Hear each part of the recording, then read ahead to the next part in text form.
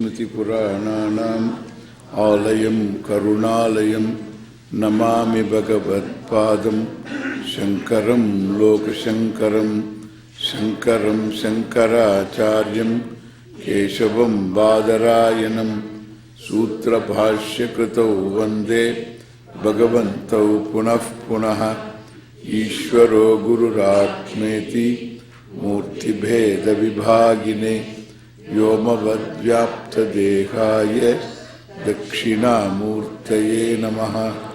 गुकारस्त्वन्धकारो वै ऋकारस्तं निवर्तकः अन्धकारनिरोधित्वात् गुरुरत्तभिधीयते। ॐ सहना भवतु सहनौ भुनक्तु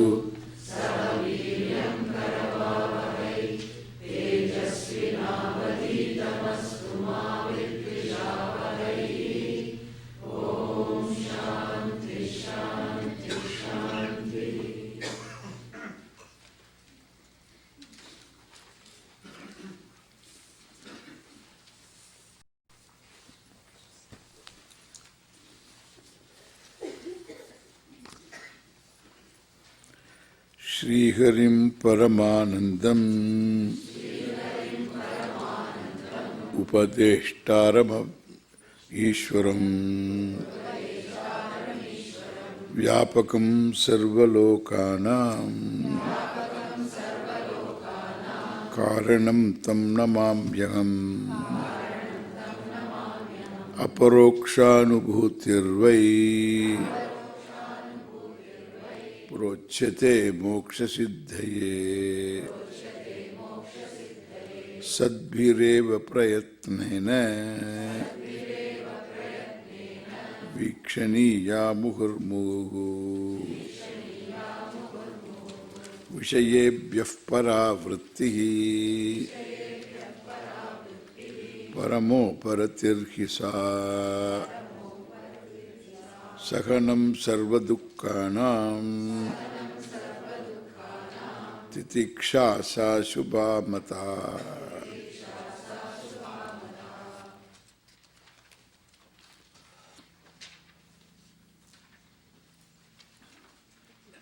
Nigamācārya vākyeshu bhakti śraddheti viṣrutā chittaikāgriyam tu sadlakṣye samādhanamiti smritam samsāra bandha nirmuktihi katam me syāt kada vidhe iti ya sudrida buddhihi vaktavyasa mumukṣata.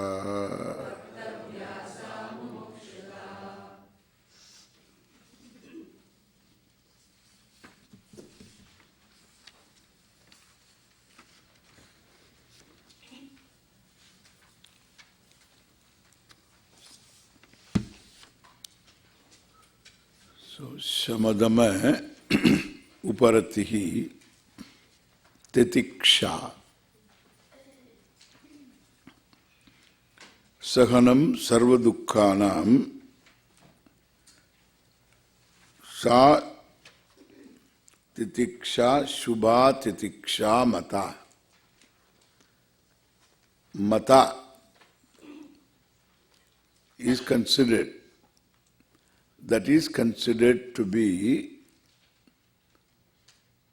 the blessing, Shubha Titiksha. A Titiksha, that is a blessing, Shubha.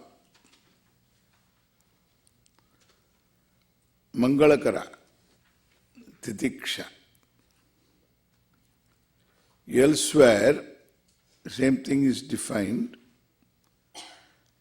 Titiksha sahanam sarvadukkānaṃ apratīkāra purvakam Chinta vilaparahitam sa titiksha nigadyate. That is in Vivekachudam. So ta titiksha sa, that is titiksha. What is that? Sahanam sarva dukkhanam.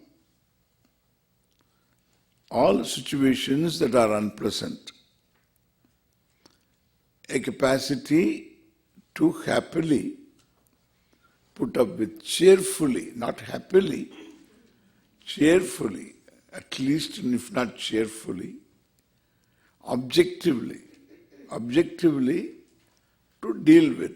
Because sometimes it's so unpleasant, there can be cheerful attitude, but you can be objective. So objectively dealt with all situations which are unpleasant. So whether it is physically uncomfortable situations or even situations that are emotionally so affecting situations like bereavement and so on. So physically uncomfortable, causing discomfort situations, and emotionally also disturbing situations with them. So there is a sahanam sarva dukkhanam, different types of dukkha. There are this centered on yourself. Then there are laukika dukkha situations. Then the tapatraya, the adi daivikam also. So all types of dukkha, certain natural calamities and so on, they're called adi daivikam, over which you have no control whatsoever. And the people outside, and they are causing problems. So these are all things to be dealt with objectively. You have to deal with them objectively. So that capacity to deal with things objectively without chinta and vilapa. Chinta is worry, vilapa is complaining. Complaining for no reason. So because complaint, if a complaint is going to solve the problem, that's a different thing. If it is non-solving blabbering, go on murmuring, complaining, oh, it's so bad, always why me, all this kind of situations are called vilapa. So chinta vilapa rahitam sa titiksha nigadyate. This is shubhamata. Sa titiksha shubhamata. Then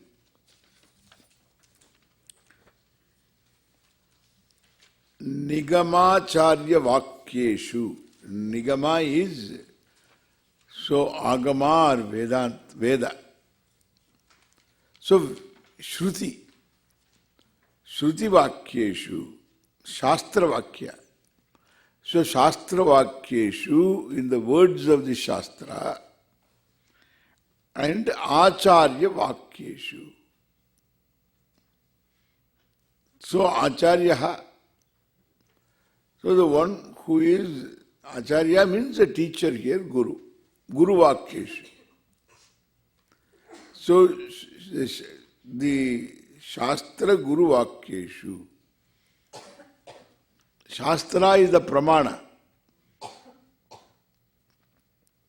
So Shastra vakyeshu, in the words of the Shastra, that pramana buddhi.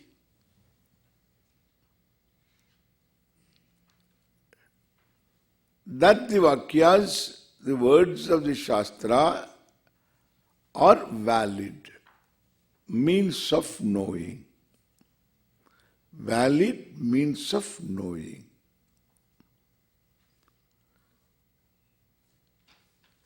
A subject matter for which I have no means of knowing. That is the subject matter of the Shastra. If I have access to a subject matter and the Shastra talks about it, Shastra only does anuvada. It is only making a restatement. It is not a pramana for it. The subject matter which the means of knowledge I have, so like perception, inference, presumption, these means of knowledge by which I can objectify, I can know, that is not the subject matter of the Veda. This has to be very clear. And therefore, the subject matter of the Veda is only that which cannot be objectified by the five means of knowledge I have. Direct perception, perceptual data-based inferences, one-step inference, more than one-step inference. Both are inferences. Anumana and Arthapatti. Then upamana, sometimes illustration, is a useful means of knowledge. You get indirect knowledge by an upamana. An appropriate example gives you a certain idea about what that object is. So that is the upamana, indirect knowledge. You can get by illustration. Then anupalabdhi. So the means of knowledge I employ by which I gain knowledge of absence. Absence of a thing at this place. At this place. What is absent? Where it is absent. So that is what we call, where it is absent in my hand, there is no flower. So where it is absent and what is absent. So how do you know? This is not direct perception. You don't see absence because eyes can see only what is present. Eyes cannot see what is absent. And therefore, absence is not direct perception. Hand is seen. Absence is not seen. Absence what? Even a mountain is absent, okay? So an elephant is absent. A camel is absent. Absent is never seen. Then you ask, what is absent? Where it is absent. Therefore, maybe absent here, elsewhere it is there. So absent. This flower is absent. Therefore, this anupalabdhi, it is called anupalabdhi, means of knowledge, by which I recognize absence, abhava. So, which is also very important knowledge. Bhava is important knowledge.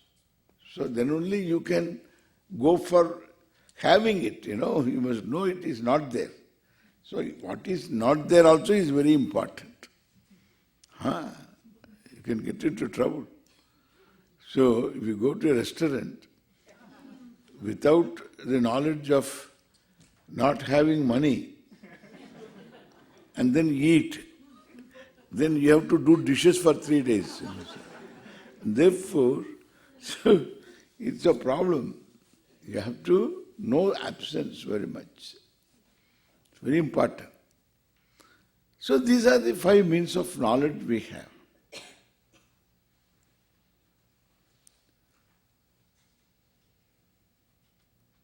Then if they talk about, if there is such a thing called punyam, papam, swargam, punarjanma, all this I have no access. Devata,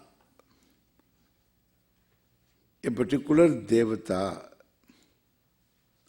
particular ritual by which I can invoke this devata, and the method of performing the ritual, I have no access for that kind of sadhana sadhya. So certain sadhyas like heaven and so on, punya, sadhya. But how to earn this punya? The means of earning, connection between this and punya, the connection, what produces punya, all this I have no means of knowing.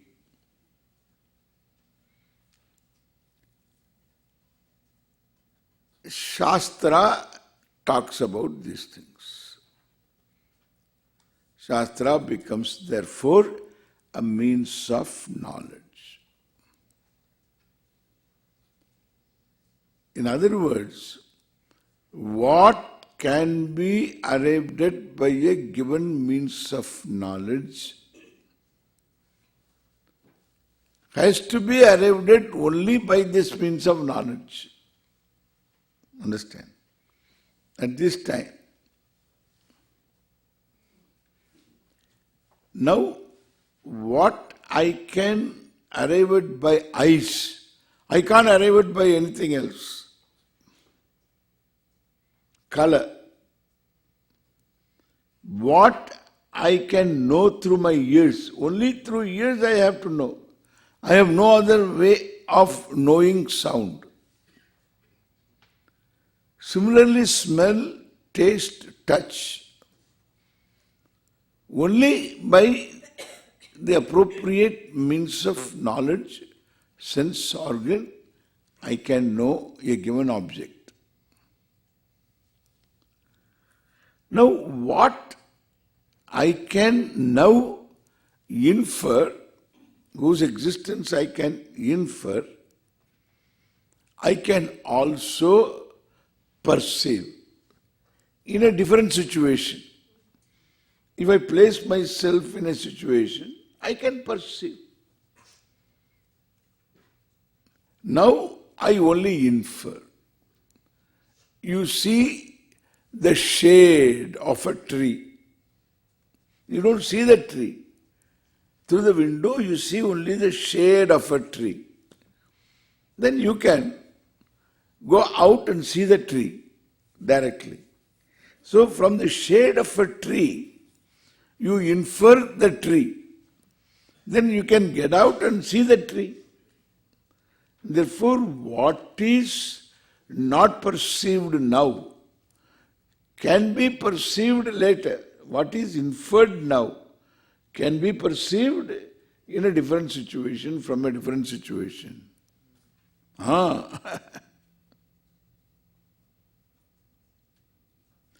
what is perceived now may be inferred in a different situation, from a different situation. This kind of... But what is known through Veda only can be known through the Veda. There is no other way. Therefore, punyam, papam, swargam, all these only known through the Veda. Atma being Brahman, that is also known only through Veda.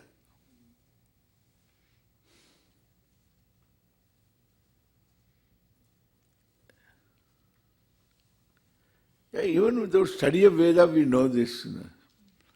It is because of paperback. The paperback comes from Veda. So what the paperback says is Veda. That is Veda. It may come through paperback. That is what is called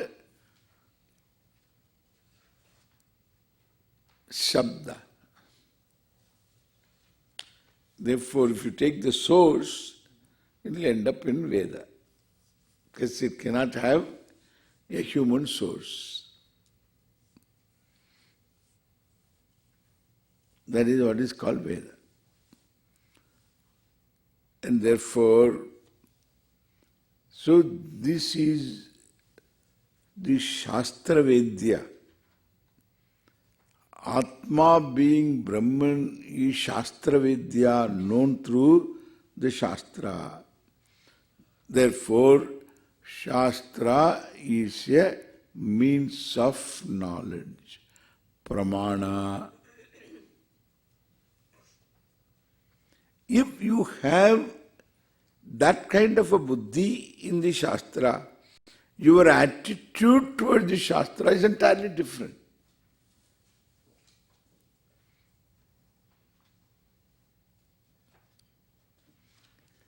If you think the Shastra is only theorizing, your attitude is different.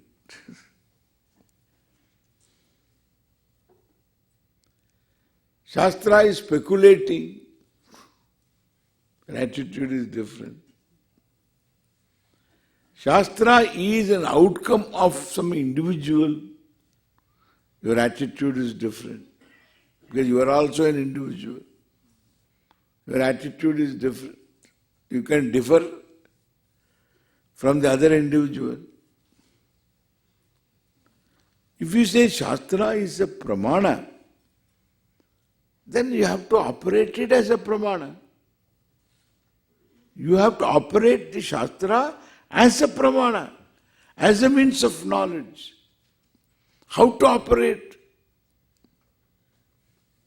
You have to understand exactly what the Shastra wants to convey. You can't go this way or that way. So what does it want to convey? What does it convey?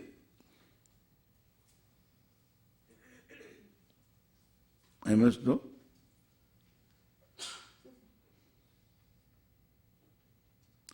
And what does it convey? Suppose is unlike anything I know. Then what kind of words the Shastra will use?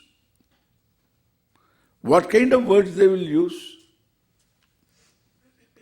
Shastra has to use words that I know. And all the words that I know are culled from what I have come to know, what I can know. Red, blue, yellow.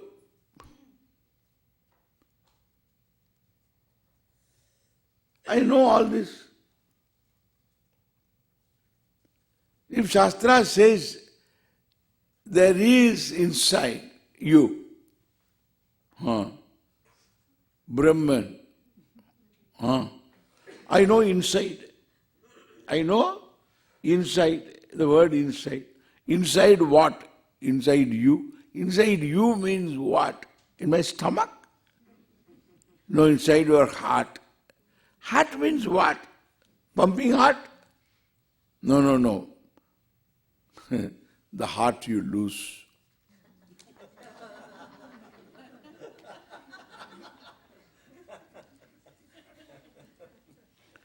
Oh, that heart. Oh. You mean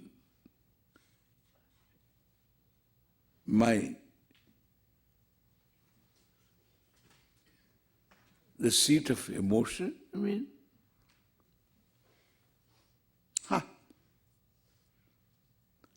So there is Brahman? Yes. What is Brahman? It's a blue light. Oh, blue light? Inside there is blue light?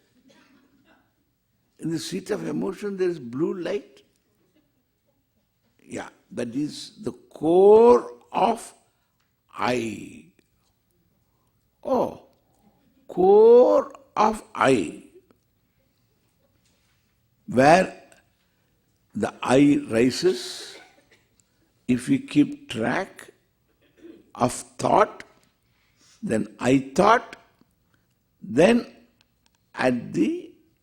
from where the I thought rises, the source of I thought.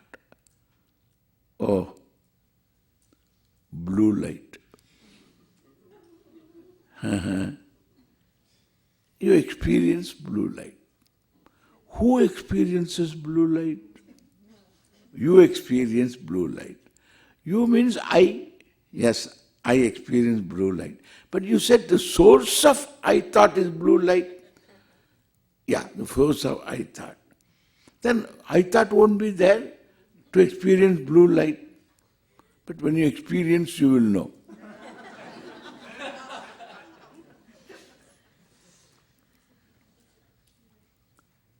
ఏమండి మాట్లాడతావు?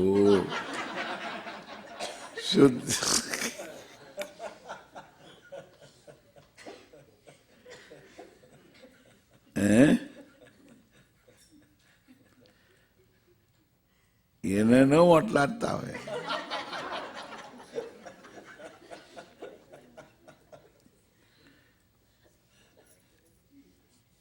You're talking too much. Blue light. No, it is beyond words. Beyond what words? All known words. What are the known words? All known words are finite. Okay, all known words are finite. Then what should I? This is infinite. Infinite is a known word, you know. You are using the word infinite. You are using the word infinite.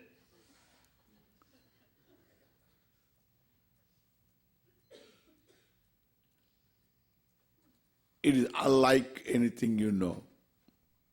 And how are you going to express that? How are you going to communicate that?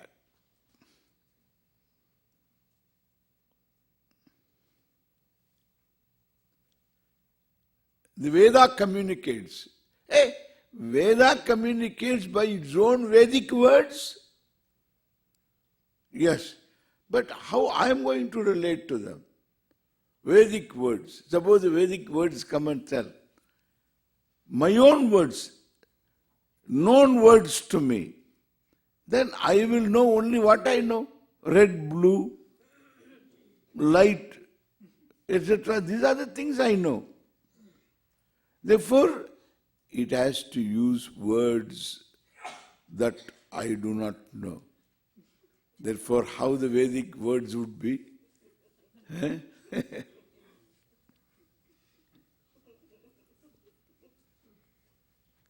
You want to hear?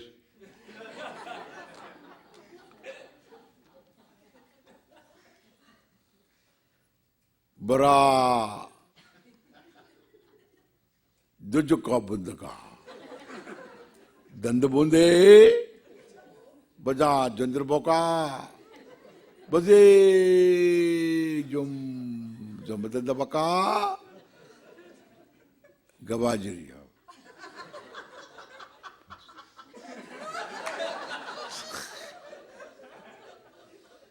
Don't ask me to repeat, okay?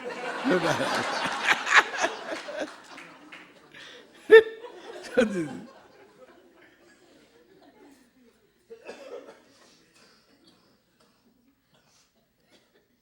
so unknown words cannot convey, known words cannot convey.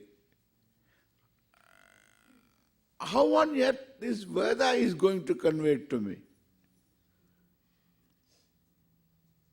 It has to use known words, correct? It has to use known words. And there is connection between anything known to you and what is to be known. It is not totally unknown. Everything is known because of what is being said. That makes it all known. Everything is known is because of what? Doesn't require really to be told by words.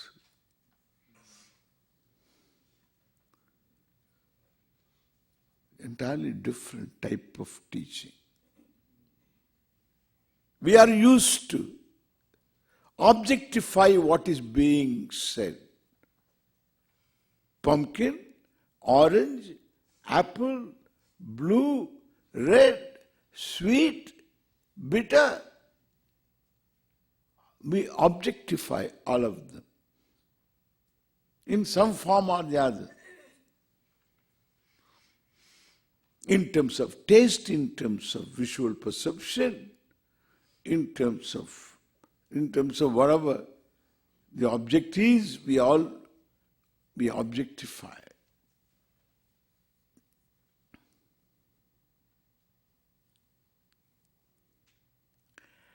And all this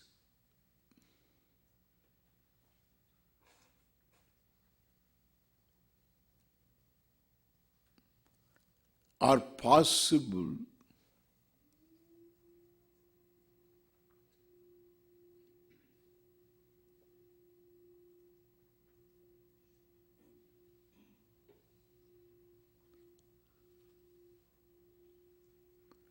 somebody is chanting Om.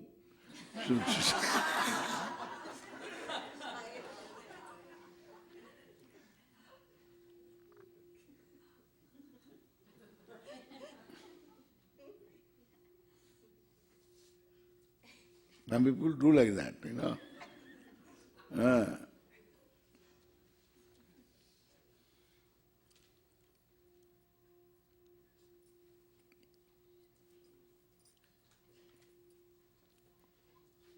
What is happening? Huh? Oh.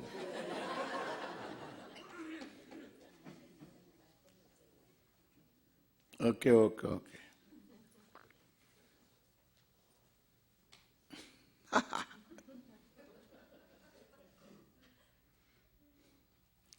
So all these are possible because of what? All these are connected to what? All these reveal what? All these have their being in what? Like this, it is taught.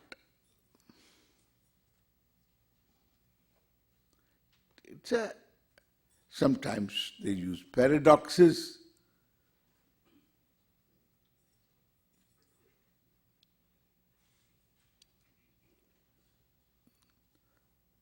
Sometimes you hear words which are known to us, but these known words have their root meaning alone.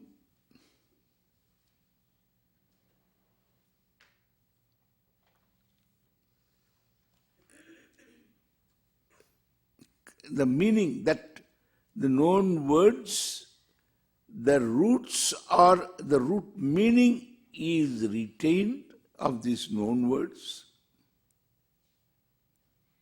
The common popular meaning is given up. And for all that the context is created, and the context creation is to be done by the Shastra.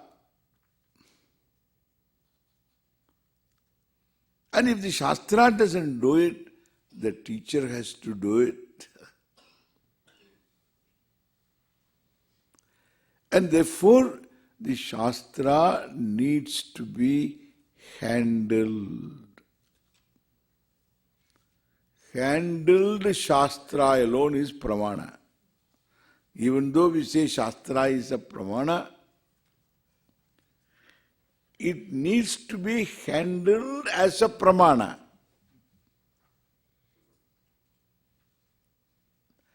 Otherwise, you will handle it with your own usual way of handling. The usual way of handling won't work here. You will be mishandling the Shastra. So the Shastra is to be handled as a pramana.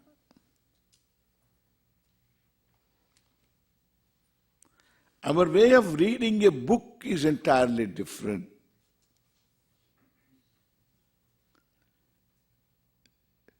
Because we always have a reference frame. And we read sentences in terms of that reference frame. And then absorb the meaning. Dismiss sometimes the ideas. This is how you read books.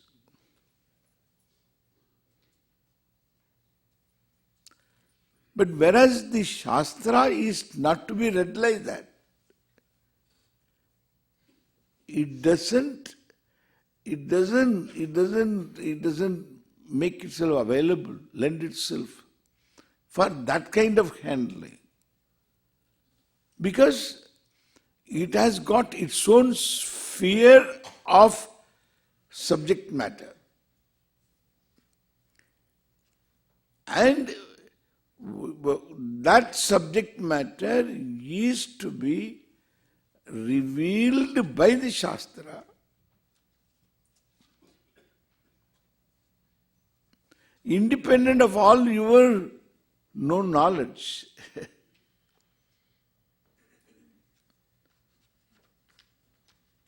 How you are going to understand punya or papa? How? That is why we say it is a nitya paroksha. Always it is just indirectly known. Never seen. It's called adrishta.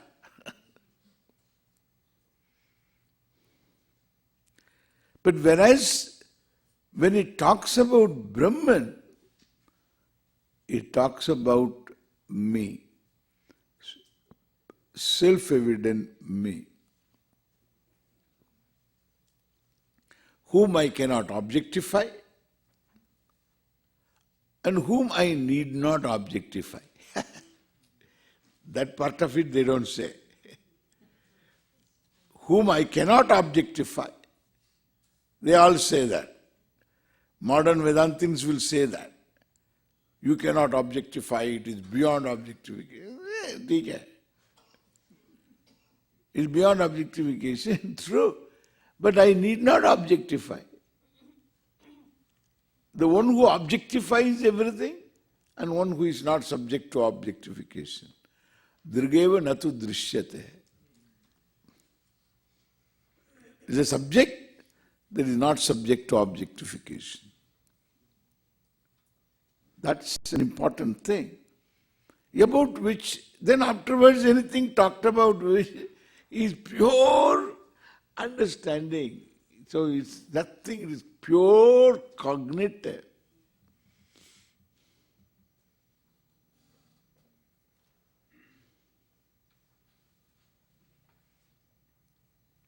And therefore the handling of words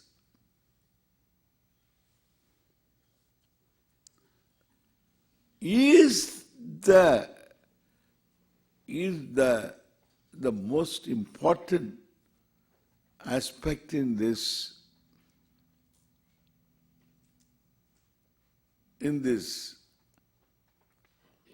pramana, this particular pramana.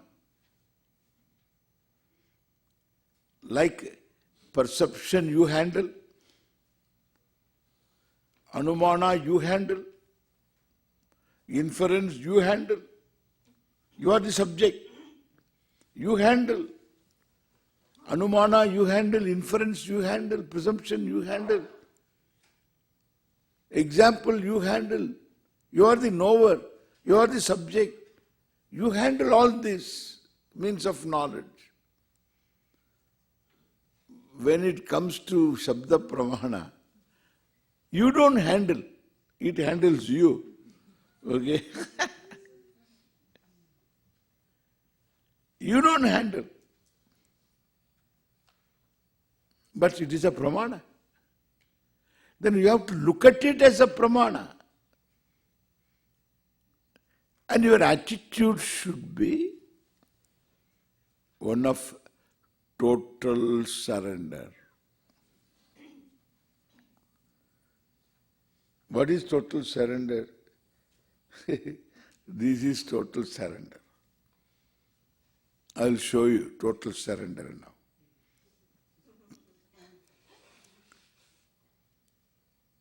Look at what I have in my left hand.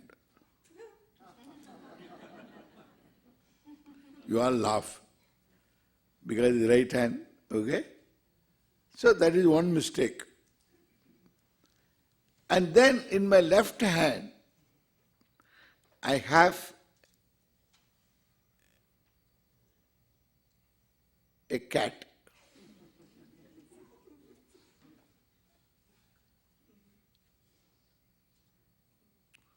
You like this cat?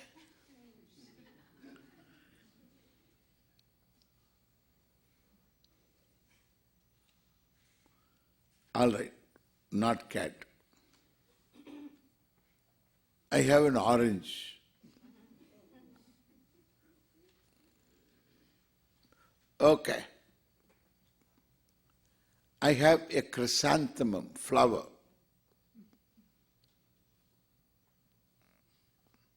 Little more close. I have a coronation. Little more close. You dismiss all of them from coronation to cat. You know? You dismiss all of them.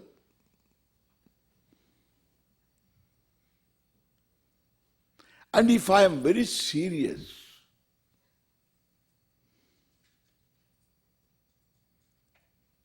and I say,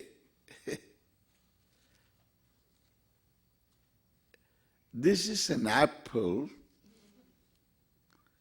is an Argentinian apple.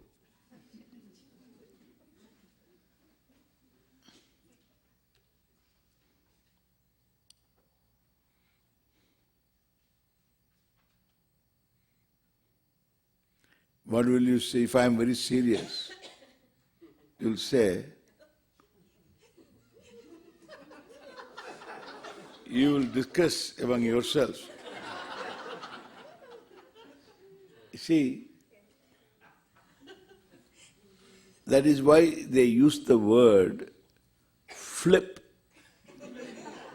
It doesn't take time to flip. Poor Swami flip. That's all. It's called flip. From saint to insane.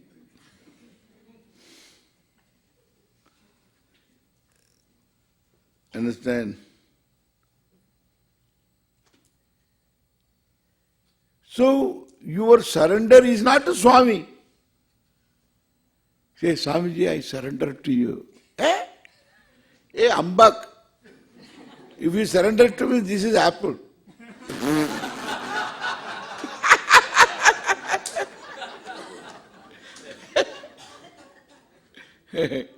So your Swamiji, surrender is conditional, okay? So, as long as you are sane, my surrender is valid.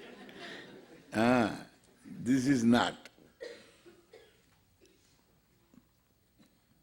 Understand?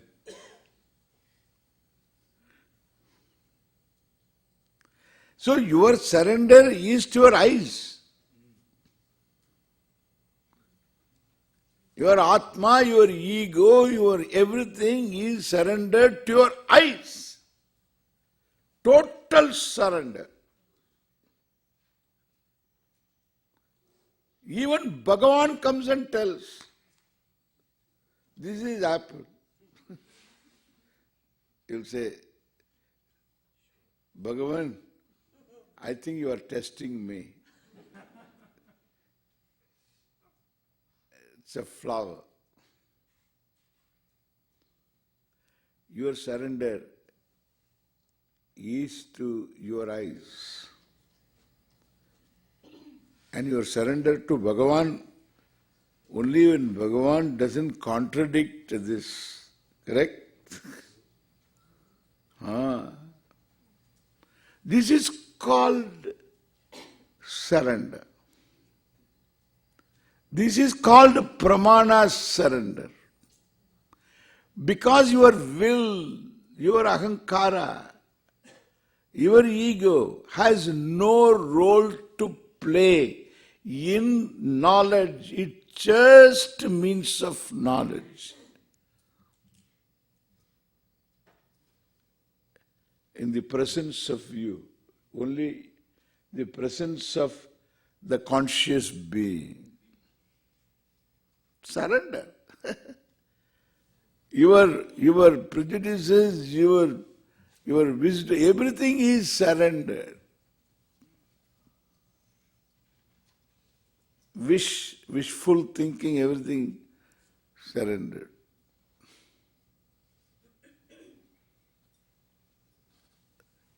That's how means of knowledge operates. This is how you operate all your inferences. All the means of knowledge are operated in the same manner.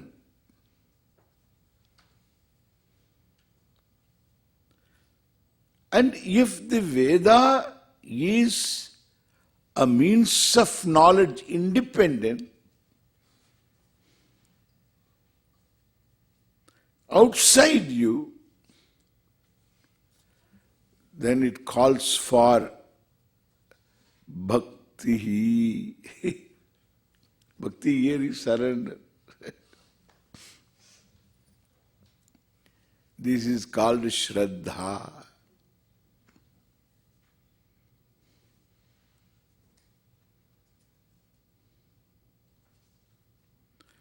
If the Veda says something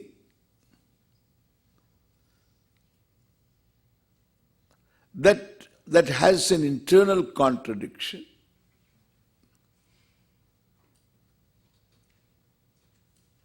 you won't dismiss it. It contradicts itself because you have Shraddha. Therefore, you will again look and do mimamsa.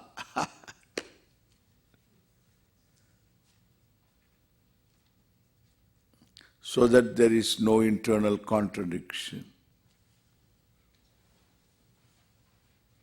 That's what Brahma Sutra does. There is no internal contradiction. And what Veda says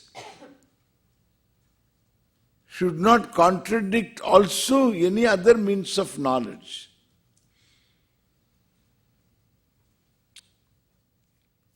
It cannot contradict. It can't contradict all disciplines of knowledge.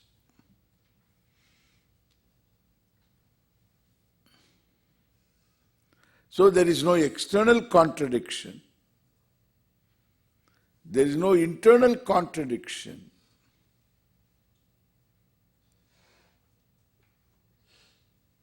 Because it is a pramana.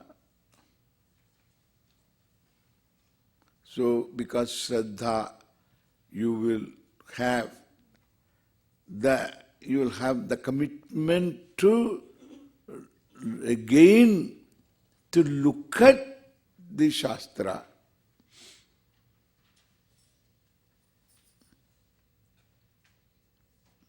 To see that there is samanvaya.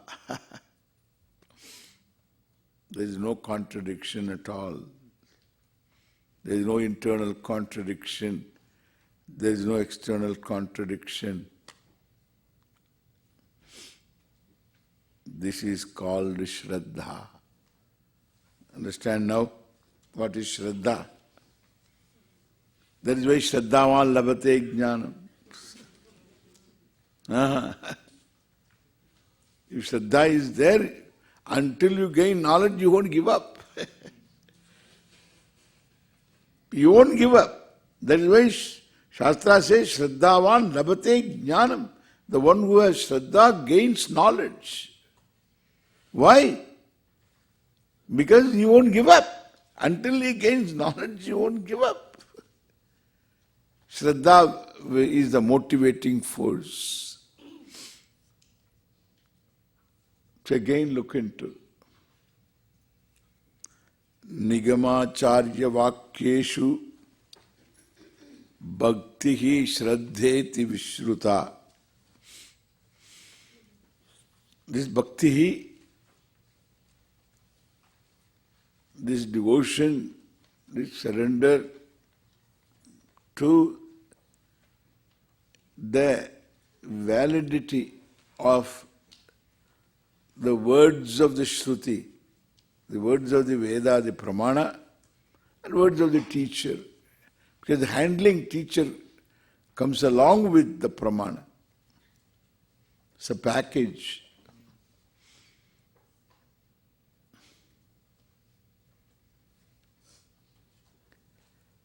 And therefore, together always they talk.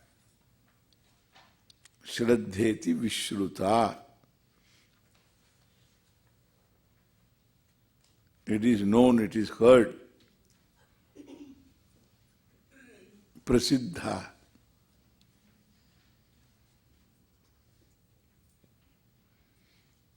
Chittaikagriyam tu sallakshe samadhanamiti smritam.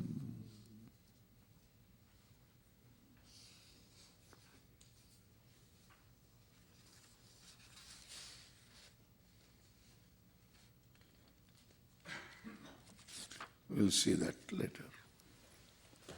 Om Purnamadav Purnamidam Purnat